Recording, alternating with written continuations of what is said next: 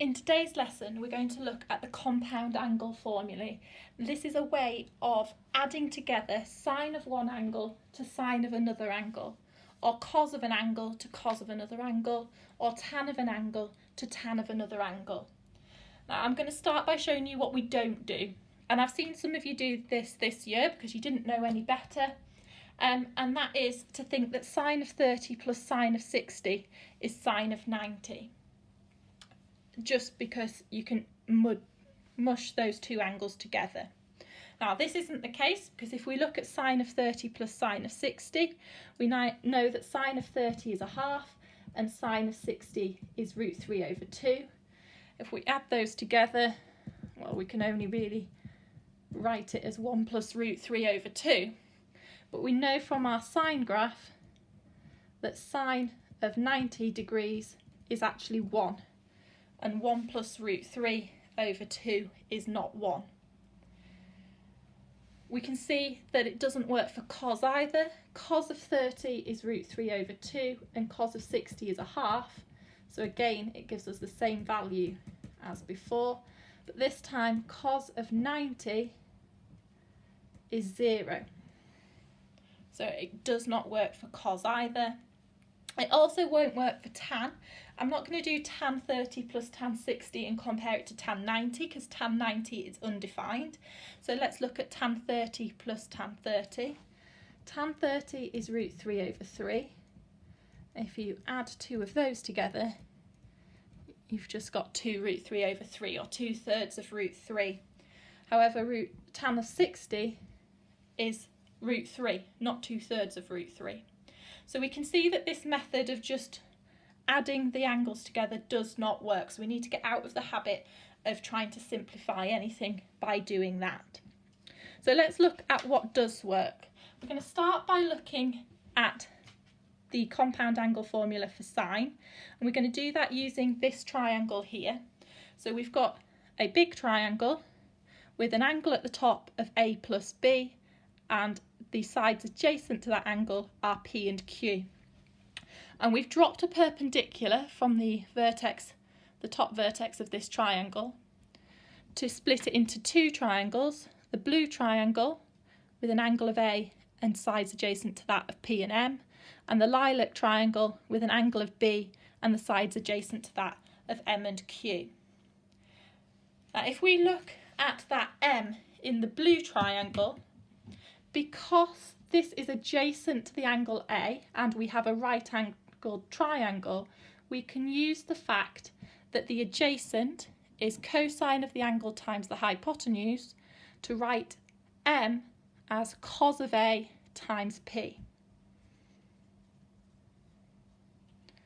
And in the lilac triangle, again it's right angled, so we can use this formula that the adjacent is the cosine of the angle times the hypotenuse to write M as cosine B times Q. And those two identities, or those two facts, are going to come in useful when we look at sine of A plus B. And we're going to do this by looking at the area of the whole triangle. And we know that to find the area of a triangle, we can do a half AB sine C. So the area of the whole triangle is a half P times Q times sine of the angle between those sides, which is A plus B. The area of the whole triangle can also be written as the area of the blue triangle plus the area of the lilac triangle.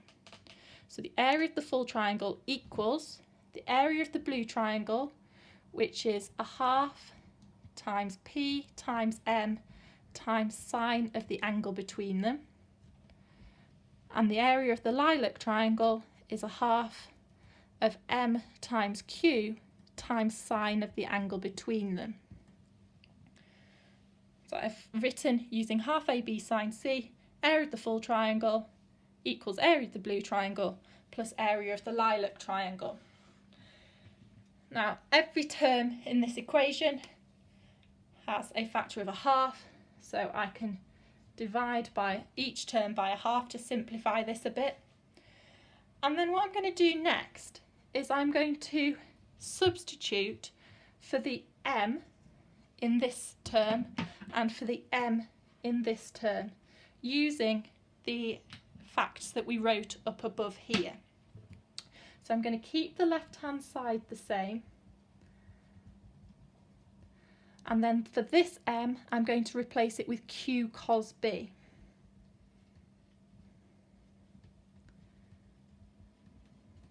So I've written that term in exactly the same way, except for I've replaced the m with q cos b, and in this term here I'm going to replace the m with p cos a.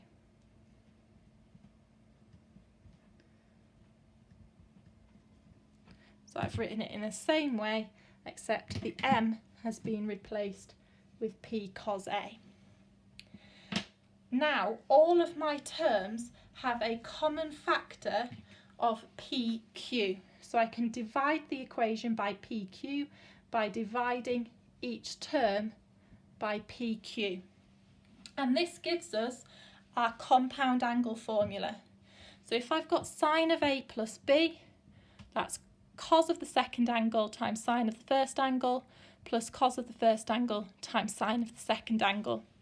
And we normally just write this so that each term has the a part written first. So I'd switch this term around to sine a cos b and keep the second one with the a first, cos a sine b. Now that's what happens if we're adding angles together, but we can also take angles away. So we could also look at sine a minus b. And sine of a minus b is the same as sine of a plus the angle minus b.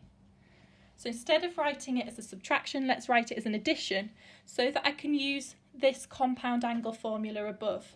So sine of a plus b gives me sine of the first angle, cos of the second angle, which in this case is minus b, and then cos of the first angle, sine of the second angle, which in this case is minus b. Now we need to think about what we know about cos of minus b. If I do a quick sketch of the cos graph, it's symmetrical about the y-axis. So if I wanted cos of 45 degrees, it would be the same as cos of minus 45 degrees. If I want cos of 180 degrees, it's the same as cos of minus 180 degrees. And if I want cos of minus b, that is the same as cos of positive b. So because of that symmetry, it's called an even function. If you want cos of a positive angle, it's the same as cos of the negative angle. Sine doesn't work like that because sine is not symmetrical, right? Not got reflective symmetry about the y-axis. It has rotational symmetry about the origin. So if I want sine of 45, that's the negative of sine of minus 45. If I want sine of minus 90, that's the negative of sine of 90. So sine of minus b is the negative of sine of b. So this gives me cos a times minus sine of b, which can be written as minus cos a sine b. So cos of minus b is the same as cos of b. Sine of minus b is the negative of sine of b. So for these two formulas, for sine of a plus b and sine of a minus b, we get the same thing but with opposite signs in the middle. This one's a plus and this one's a minus. So those are your compound angle formulas for sine. It's how we work out sine of the sum of angles and sine of the difference of angles. Deriving the formula for cos is a bit trickier. So we're going to use this diagram here, and I'm going to draw in an extra line on my diagram. I'm going to drop a perpendicular. At the moment I've got triangle CDE with triangle CEF sat on top of it so that its base is the hypotenuse of CDE. And I'm going to drop a perpendicular from F down to that baseline CD.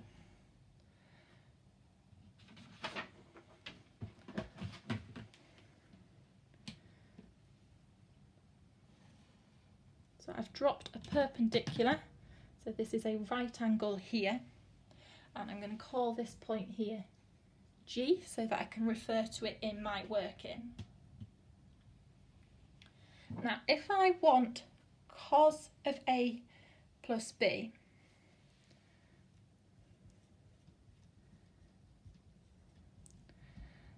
then I can work in the triangle CFG to say that cos of A plus B is the adjacent, which is CG, over the hypotenuse, which is CF. And for the sake of this working, to make the working simpler, I'm going to let that hypotenuse CF be 1.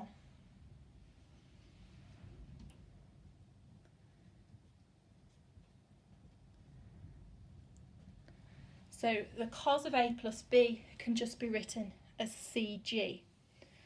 Now there's another way to write CG, that's to say that it's this whole length, CD, minus this little bit, GD.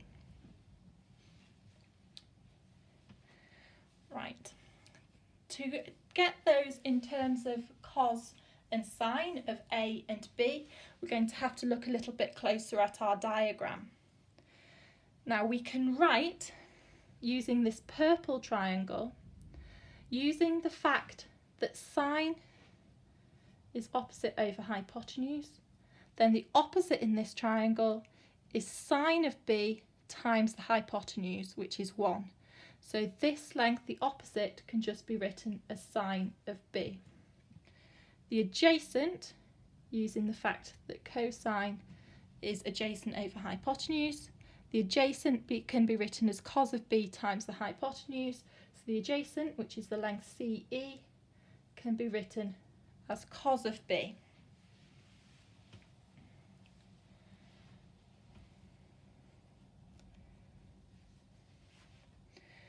And then I can fill in some lengths on my bottom triangle, the triangle CDE.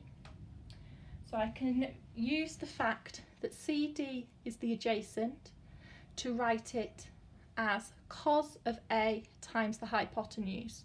So CD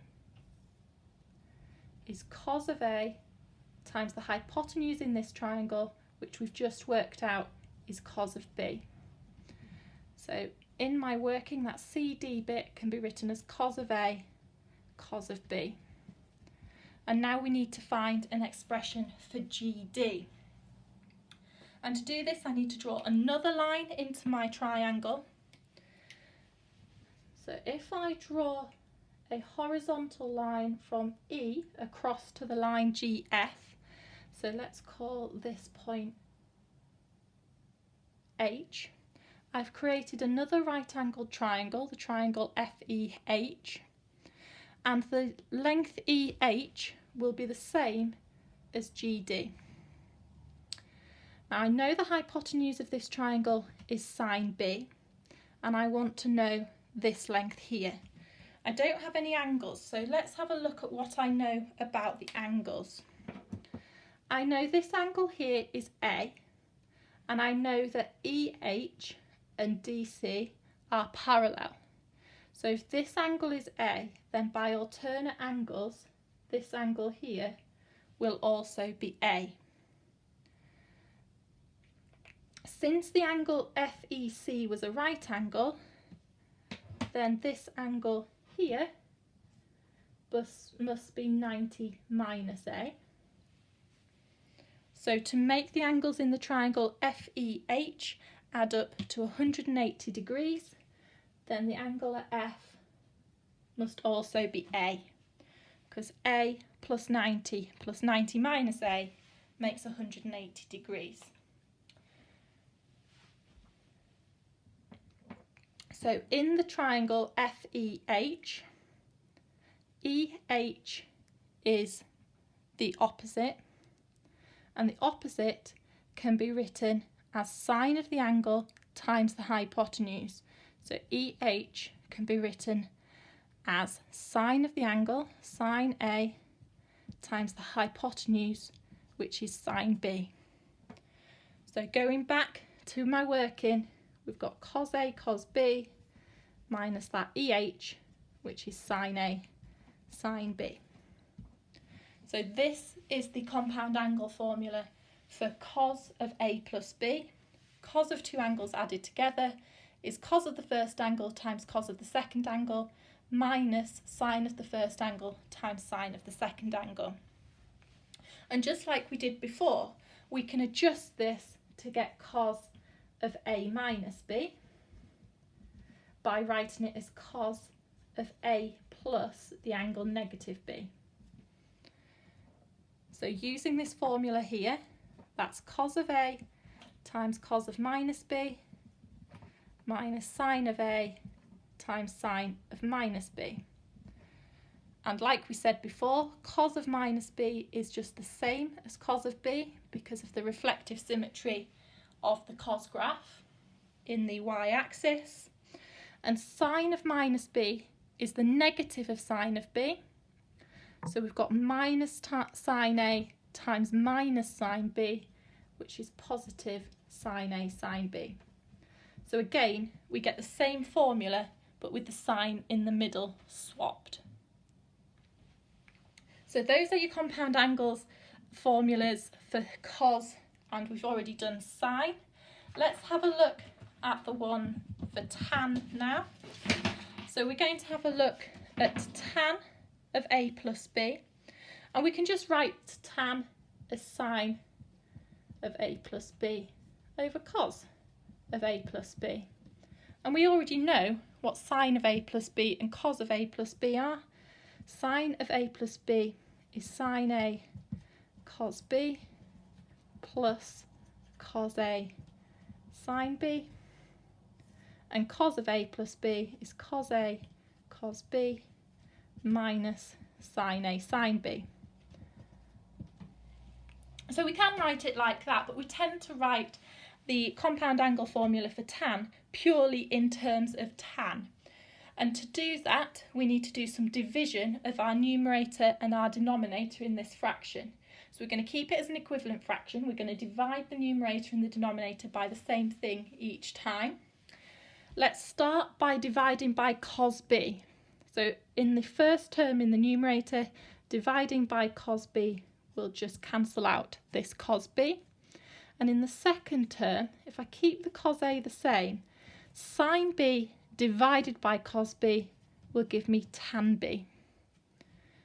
So I've already got closer to having it in terms of tan. For the denominator, the first term divided by cos B will just cancel out the cos B in that term. And in the second one, I've got a sine B. So when I divide that by cos B, that gives me tan B again. Now, if I divide by cos A this time, I'm going to have sine A divided by cos A for the first term and the numerator. So that's tan A. And then dividing the second term by cos A just eliminates this cos A.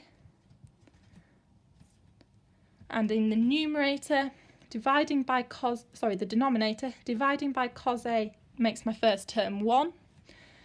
And in the second term, sine A divided by cos A is tan A. So I end up with tan A plus tan B over 1 minus tan A tan B. So that's the compound angle formula for tan of A plus B. If we wanted to do tan of A minus B, we can use the same trick as doing tan of A plus the angle negative B. So we're going to have tan A plus tan of minus B over 1 minus tan A times by tan of minus B. So we need to know about tan of minus B. And for our tan graph, we have the rotational symmetry about the origin like we do for the sine graph. So if I look at an example, tan of 30 degrees is going to be the negative of tan of minus 30 degrees. Tan of minus 60 is the negative of tan of 60. So tan of minus b is the negative of tan of b. So on the denominator, I'm going to have minus tan a times minus tan b, which gives me positive tan a tan b. So again, like it was for sine and cos, we get the same formula, but the signs in the middle, and this time it's in the middle of both our numerator and our denominator, the signs are swapped. Now we get given these formulas in the formula book, so we don't need to remember them. You might need to be able to work through part of the proofs as part of a problem that comes up, so you do need to be familiar with those. When we're given them in our formula book, they don't look quite like we've seen them here. They look in a condensed form like this. So instead of having sine of a plus b and sine of a minus b written out separately, they're written as one formula, and we either read along the top line, so sine of a plus b is sine a cos b plus cos a sine b, or we read along the bottom line, so sine a minus b equals sine a cos b minus cos a sine b. And the same for the other one. So if we're looking at cos of a plus b is cos a cos b minus sine a sine b.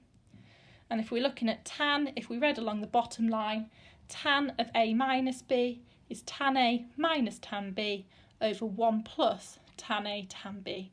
So we choose whether we're reading along the top symbols or the bottom symbols, depending on which formula we want. Okay, when it comes to the notes, we've already looked at this area here. I will fill these notes in before I upload them so that you've got the completed notes. Let's have a look at the questions then. So question 2, use the relevant addition formula to find sine of 105 degrees. Well, using the angles that I know, I can write 105 as 60 plus 45. So sine of 105 degrees is sine of 60 plus 45. So using the addition formula for sine, that's sine of the first angle cos of the second angle plus cos of the first angle sine of the second angle. And then these are ones that I know, they're written here as well. So that's root 3 over 2 times 1 over root 2, or you might know that as root 2 over 2 if you've learnt them with rational denominators. And then it's cos of 60, which is a half, times sine of 45, which is 1 over root 2. So that gives me root 3 over 2 root 2 plus 1 over 2 root 2. And we know that we should leave that with a rational denominator. So let's multiply numerator and denominator by root 2, which gives me root 3 times root 2 plus root 2 over 4. Or root 6 plus root 2 over 4. If you'd rather. Let's have a look at the next example. So for the next example, it's expecting us to recognise which of our addition formula have been used, and it's this one here using the minus sign. So that will be sine of the first angle minus the second angle. So this is equal to sine of 50 minus 10, so sine of 40. And this one here is the same as the bottom row of this formula, so it is the same as cos of the first angle minus cos of the second angle. So that's cos of 7x minus 2x, so that's cos of 5x.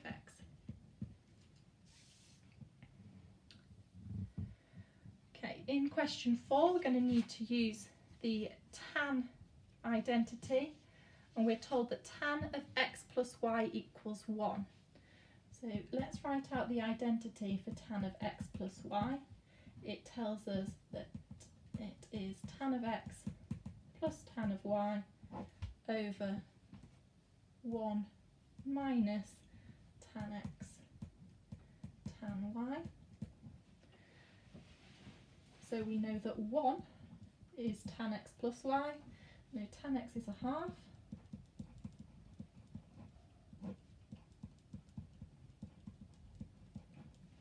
And then this isn't a very nice equation until we spot that we can multiply by the denominator to get 1 minus a half tan y equals a half plus tan y.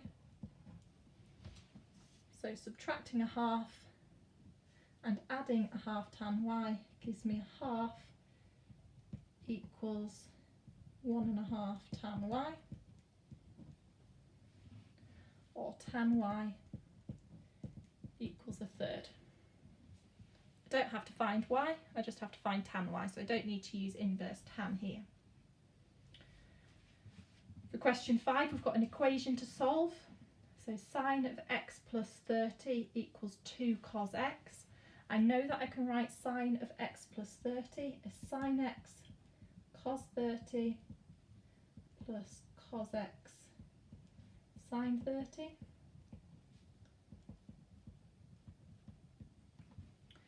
And I know that cos of 30 is root 3 over 2.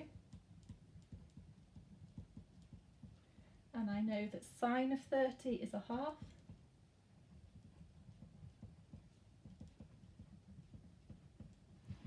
So gathering my cos x's together gives me root 3 over 2 sine x is 1.5 cos x.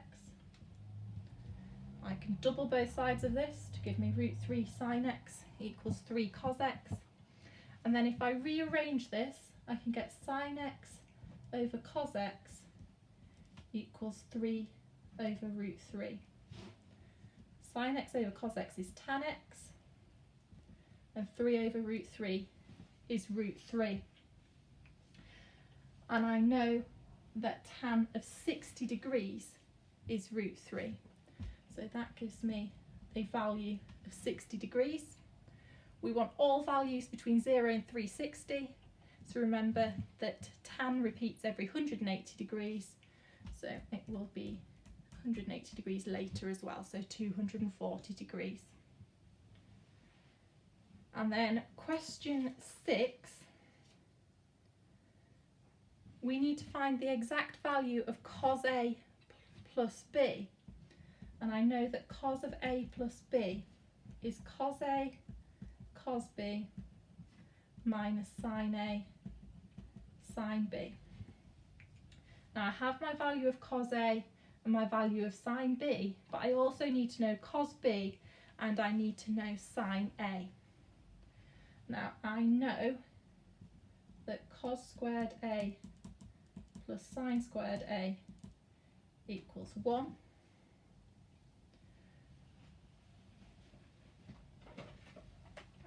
So I can work out sine squared A by doing 1 minus cos squared A,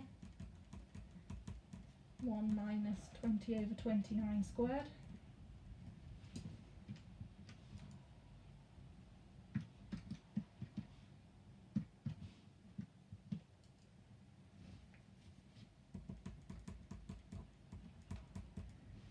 So that's sine squared A, so square rooting it gives me sine A. But remember, sine A at the moment could be positive or negative. So it's positive or negative 21 over 29. We know that A is acute, and I know acute angles are between 0 and 90, and that between 0 and 90 sine is positive. So that means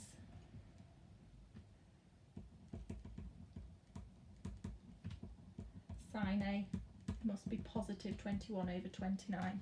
So this is where you can use your graph, or you can use the cast rule that tells you that between 0 and 90 all of the trig functions are positive.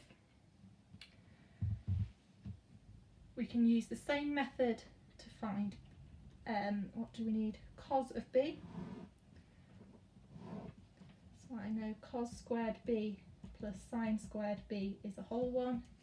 So that means cos squared b is 1 minus 7 over 25 squared.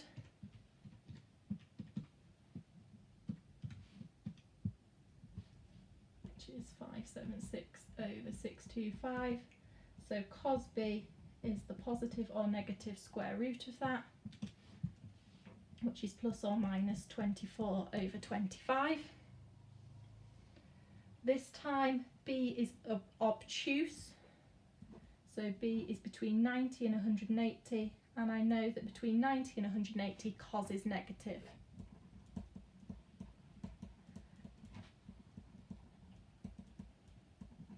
So cos b is minus 24 over 25.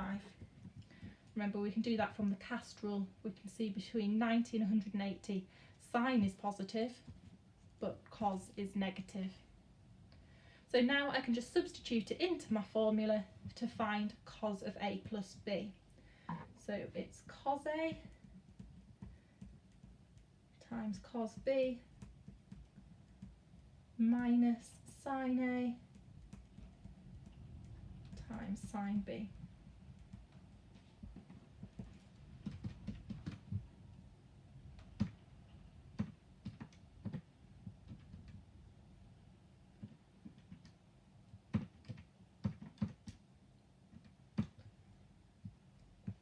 And we get minus 627 over 725, which seems like a really lovely number to have to work with in the future.